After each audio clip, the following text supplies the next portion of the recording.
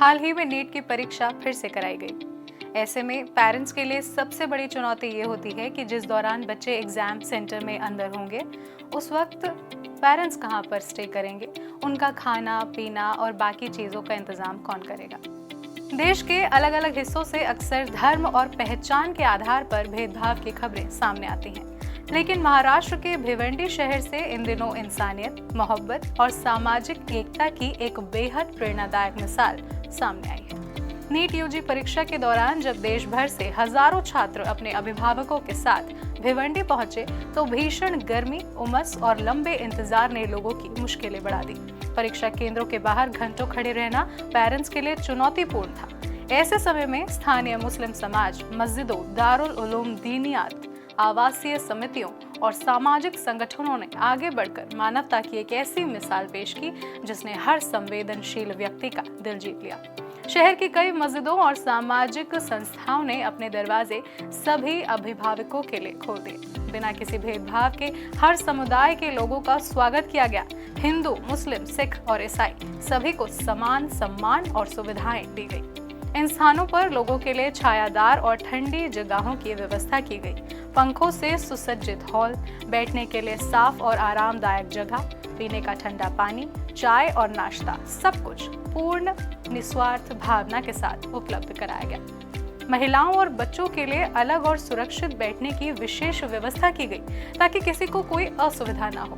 स्थानीय स्वयंसेवक लगातार अभिभावकों की जरूरतों का ध्यान रखते रहे और पूरे माहौल को बेहद शांत, सुरक्षित और आत्मीय बनाए रखा। इस पहल का लाभ सैकड़ों अभिभावकों को मिला, जिन्हें धूप में खड़े रहने और इधर उधर भटकने की परेशानी से राहत मिली। कई लोग घंटों तक आराम से इन स्थानों पर बैठे रहे और अपने बच्चों की परीक्षा के तनाव से कुछ देर के लिए मुक्त हो पाए। यहाँ पर आते ही यहाँ पर एक वॉलेंटियर हम लोगों को मिली जिसका शमा नाम है। इतनी अच्छी वो बच्ची थी। उसने हम लोगों से पूछा कि आप यहाँ पर स्टे करना चाहोगे कि यहाँ पर व्यवस्था की गई है। तो वो दो वॉलेंटियर, जिसमें एक शमा जिसने बहुत अच्छे से हम लोगों से बात करके यहाँ पर हम लोग को बिठाया, फिर पानी पहले दिया, ऊपर से फिर खाने की भी व्यवस्था की। मतलब शांति से हम लोग बैठे, जूस वूस भी हम लोग को दिया गया। और फिर उसके बाद यहाँ पर देखिए ये रूम हम लोग को दिया ताकि हम लोग यहाँ पर आराम से, यहाँ पर बिछौने भी हैं कि हम लोग कंफर्टेबल रहें, क्योंकि हम लोग को 5 बजे तक रुकना है। तो वाकई में ये एक एकदम अनोखा एक्सपीरियंस, अनुभव, इंसानियत सच्चे रूप में यहाँ पर देखने को मिल रही है, जो कि आज के ज़माने में बहुत ज़्यादा ज़रूरी है। कितना हम लोग को डर था, वो सारा डर, घबराहट, संकोच सब दूर हो गया और एक यहाँ पर सच में भाईचारा देखने को मिल रहा है। परीक्षा समाप्त होने के बाद जो दृश्य सामने आया वो और भी ज्यादा अत्यंत भावुक और प्रेरणादायक था। कई पेरेंट्स ने मस्जिद प्रबंधन और स्वयं सेवकों का हाथ जोड़कर धन्यवाद किया। कुछ लोग इतने भावुक हो गए कि उन्होंने सम्मान और कृतज्ञता में उनके चरण स्पर्श कर आभार व्यक्त किया। इन पेरेंट्स ने बताया कि वे अपने परिवार के साथ कल्याण से आए थे। उन्होंने कहा कि पहले कभी ऐसी व्यवस्था नहीं मिली थी। धूप और बारिश की चिंता के बीच उन्हें समझ नहीं आ रहा था कि घंटों इंतजार कैसे होगा, लेकिन यहाँ उन्हें तुरंत पानी, बैठने की जगह और पूरा सहयोग मिला। उन्होंने कहा कि ये अनुभव वे कभी नहीं भूल पाएंगे। एक अन्य अभिभावक ने कहा कि यहाँ सभी लोगों को एक समान सम्मान मिला, न कोई भेदभाव था और न ही किसी तरह की असुविधा।